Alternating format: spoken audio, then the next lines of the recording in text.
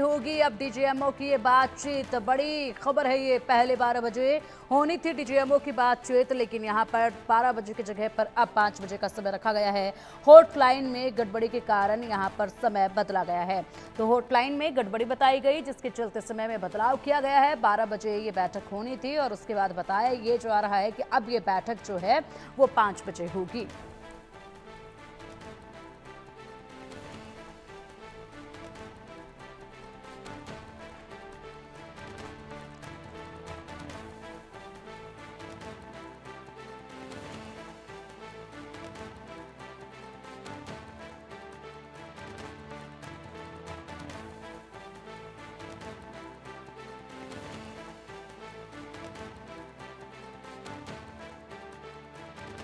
महत्वपूर्ण जानकारी, सभी को इंतजार है आज की इस महत्वपूर्ण बैठक का। और इस बैठक का समय जो सबसे पहले निर्धारित किया गया था, भारत और पाकिस्तान के बीच में डीजीएमओ की जो बातचीत होनी थी उस पर सबकी निगाहें टिकी हुई हैं। और समय जो निर्धारित किया गया था वो समय था दोपहर के 12 बजे, लेकिन अब ये समय बदला गया है और इसको 5 बजे का रखा गया है। यानी कि 5 बजे अब बैठक होगी, जिस पर सबकी निगाहें होंगी कितनी देर तक ये बैठक चलेगी।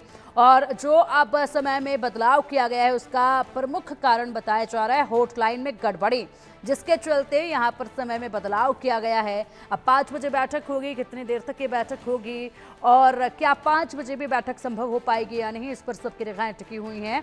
लेकिन फिलहाल आज की बैठक महत्वपूर्ण है। इस बैठक से पहले जो तमाम हलचल हुई है वो सभी ने देखी है।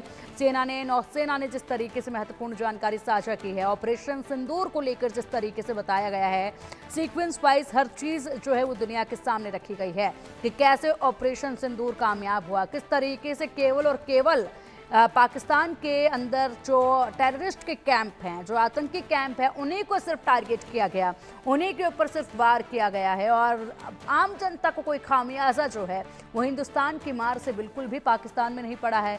ये मार सिर्फ और सिर्फ आतंकवाद पर थी और वहीं पर पहुंचाई गई है। इसके साथ ही यहाँ पर सीज फायर को लेकर जिस तरीके से मिन्नतें पाकिस्तान की तरफ से की गई, जिस तरीके से यहाँ पर पाकिस्तान ने लगातार विनती की सीज फायर को लेकर, उस पर भारत ने सहमति जताई, लेकिन सीज फायर के महज कुछ घंटे के बाद ही उसका उल्लंघन कर दिया गया, जिस पर खासा आक्रोश जो है वो भारत में नजर आया था। उसके बाद भारत की तरफ से कहा गया था कि अगर अब सीज फायर का उल्लंघन होता है तो हमारी सेना को फ्री हैंड हमने दिया हुआ है, हमारी सेना मुंह तोड़ कार्रवाई करे, मुंह तोड़ जवाब दे। लेकिन उसके बाद यहाँ पर सीज फायर के उल्लंघन की जो घटनाएं सामने आ रही थी वो पूरी तरीके से रुक गई थी। शांति अब सीमावर्ती इलाकों में बनी हुई है, लेकिन सीज फायर को लेकर जो भरोसा जताया जा रहा है उस पर सवाल खड़े हो रहे हैं, क्योंकि सीज फायर पहली दफा नहीं, इससे पहले बेहद बार हुआ और हमेशा यही हुआ कि पाकिस्तान ने विश्वास तोड़ा, पाकिस्तान ने सीज फायर का उल्लंघन किया।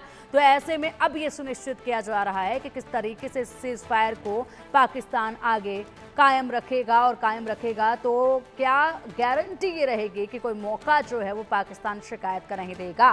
और अपनी शर्तों के ऊपर ही भारत की तरफ से यहाँ पर इस सीज फायर पर सहमति बनी है।